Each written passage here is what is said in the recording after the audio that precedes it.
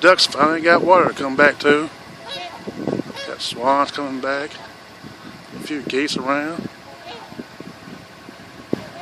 That's the first time in months they've seen water that's not frozen over out here.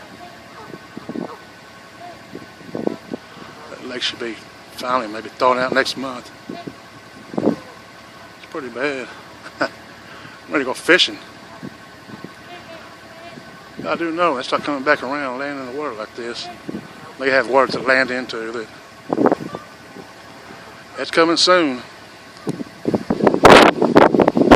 Y'all see that big lake behind there frozen over still?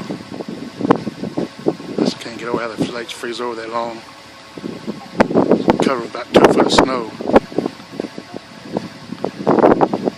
I ain't tried the ice fishing yet.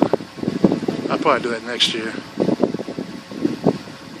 We'll see. It's my first winter living up here in Minnesota. I was born and raised in Texas. So it's big time different for me. But I like it. Anyway, I thought I'd share this with y'all. Y'all have a good one.